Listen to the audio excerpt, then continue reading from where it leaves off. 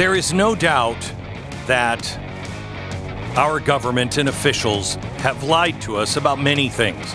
Some of it we have accepted for a long time. I don't need to know our national nuclear secrets. I don't want to know them. You know, I don't want to know. There are some things I don't need to know. And so we do have to keep some things secret. But somewhere or another, our government has gone back to what was being done with Hoover, J. Edgar Hoover. J. Edgar Hoover was in charge of the FBI from almost its inception, if not its inception, up until the 1970s. And he controlled almost everything because he had spied on everybody. He had everything on JFK. He had everything on everybody. So you didn't make a move if Hoover didn't want you to make a move. Well, we have the Epstein files. Well, I should say, we don't have the Epstein files. We talk about Epstein as this really bad scandal and, Jay, you know, I wonder who's involved.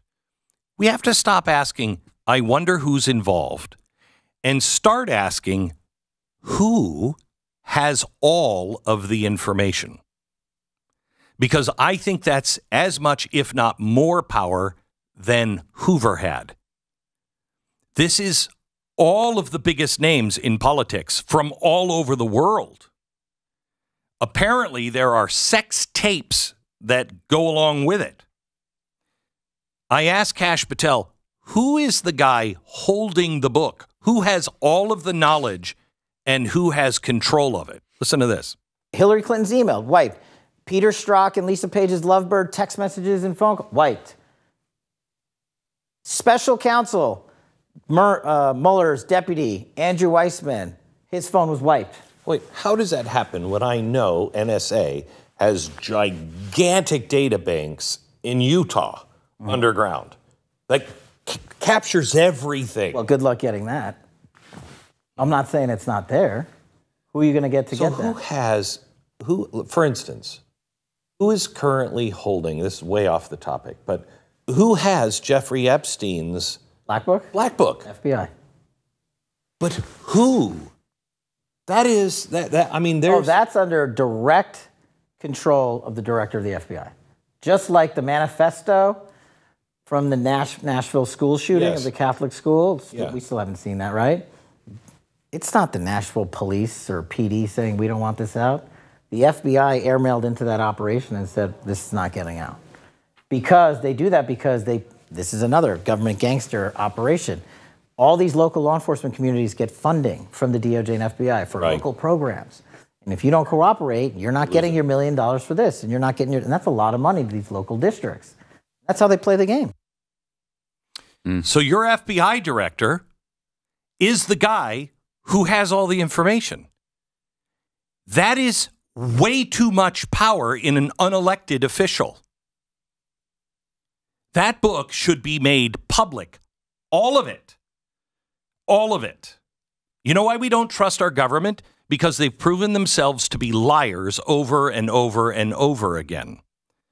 We know we cannot trust them with secrets. They will share secrets illegally and then erase the fact that they did that. We know that bribery happened with Sam Bankman-Fried. We know it. We know it. He promised $1 billion to politicians in Washington, D.C. Then our Justice Department and the FBI said, you know what, we're not going to dig any further. He's guilty. He's going to jail for fraud. No, wait. What about the corruption? There's nothing to see here.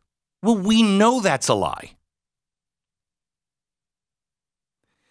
The Daily Mail reported that the CBS producer Ira Rosen's new book, Ticking Clock, Behind the Scenes at 60 Minutes, in the book, he alleges that Maxwell, the woman that was helping Epstein, Ghislaine Maxwell, refused to help locate the tapes that Epstein had recorded that included Bill Clinton.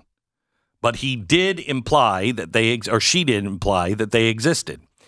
the outlet reported, the book sheds new light on reported claims that Epstein had secretly recorded his celebrity friends having sex with women and underage girls at his home, then used the footage to blackmail him. We know that's true. We know that's true. We just don't know who he was doing it for, and my guess is the federal government.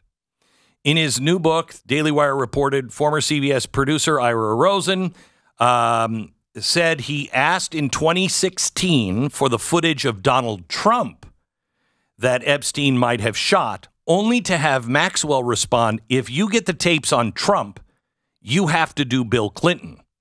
He said, listen to this. I want the tapes. I know Epstein was videotaping everyone, and I want the tapes of Trump with the girls. Maxwell said, I don't know where they are. Ask Epstein. The guy who was running 60 Minutes said, the fate of the country is at stake. So it wouldn't be a problem for Clinton. It would only be a problem for Trump. He said, Trump could be elected president. How will you feel if those tapes emerged after he was in office? Maxwell, he said, gave me a stern look and pointed a finger in my face. And she said, I am the daughter of a press baron. I know the way you people think. If you do one side, you must do the other. If you get tapes on Trump, you have to do Clinton. Wow. I mean, here's a woman that was setting up underage girls to be basically raped, and yet she has more ethics than the guy running CBS 60 Minutes. Unbelievable. Incredible. Unbelievable. Now, I tie that with this that you're not going to get in the mainstream. A video resurfaced Tuesday of attorney Bradley Edwards discussing former President Donald Trump's attitude and actions towards late child sex trafficker Jeffrey Epstein following the latter's first arrest. Edwards has represented more than 70 victims of Jeffrey Epstein since 2009. 70. Let me just say that again. 70 underage victims who were victims of people in the highest offices of the world, and you don't know who they are. Because I guess you can't handle it.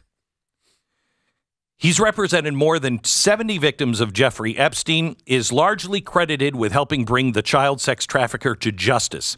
In a video that circulated online yesterday and originally was released by the Conscious Resistance Network in 2018, Edwards told the site's founder, Derek Brose, about his perspective on Trump's involvement in the situation. Brose cited a case brought against Trump by two former alleged victims of Epstein, which was dropped before reaching court. He asked Edwards his opinion of the validity of those claims. This is from the attorney of the victims. He said, when asked about Trump's involvement, the only thing I can say about President Trump is that he was the only person who in 2009, when I served a lot of subpoenas against a lot of people, he was the only person that actually picked up the phone and said, let's talk. I'll give you as much time as you want. I'll tell you anything you need to know. And Trump was very helpful in the information that he gave. He gave no indication whatsoever that he was involved in anything untoward whatsoever. But he had good information that checked out and that helped us. And we didn't have to take a deposition of him. Brose then asked if claims regarding Trump's kicking Epstein out of Mar-a-Lago were true, to which Bradley replied that he had definitely heard that. Trump has previously said that he had a falling out with Epstein 15 years ago, but never elaborated. Later reports, some involving Bradley, alleged that Trump kicked Epstein out of Mar-a-Lago and permanently banned him from the resort because Epstein had, quote, sexually assaulted an underage girl at the club, end quote. So the republic is at stake because of Trump. When the evidence looks like Trump probably was a helper to the victims. But Bill Clinton who we know likes to dilly-dally. I don't know with underage women, have no idea, but that is what Jeffrey Epstein was best at. We don't know anything about him. We know he's mentioned in these files that were supposed to be released today, but now we're going to have to wait a little bit longer. We know that Bill Clinton is mentioned 50 times. 50. It's amazing we don't have this information yet. And because if it was about anybody else, if it was about Republicans, I'm sure there's some Republicans there. But probably. If it was about just Republicans, it would be out. If it was if it was at any other time, I think it would come out. This is so diabolical that it doesn't come out because it only gives power to the deep state. Yeah. And it gives rise to conspiracy theories. Yes. When you don't have the information, you go looking for it yourself and you make stuff up. Or some do. You just try to make sense of it. Yeah. And if you don't have the information, then they wonder why there's conspiracy theories abound on the come internet. out about Wuhan. We know about Wuhan. Yep. Okay? We know about it. So just come clean about it. It may be worse. It may be better than we think we know, but we know that you were involved. And you're hiding things. And you're hiding things. And you're protecting people. And money, millions and billions of dollars are at stake. We know. But we live at a time when, Ricky Gervais said, God was creating man. And he's like, he's going to be amazing. He's going to be stronger than the lion and the bear because he'll have this great intellect and he'll be able to think and he'll be able to create. And he's just going to be amazing. Of course, later on down the road, he's going to be afraid of words. So it'll all come undone. I mean, that is true. Mm-hmm. We are amazing people who have been taught to be afraid of words and questions. That's not who we are. That's not who we were made to be.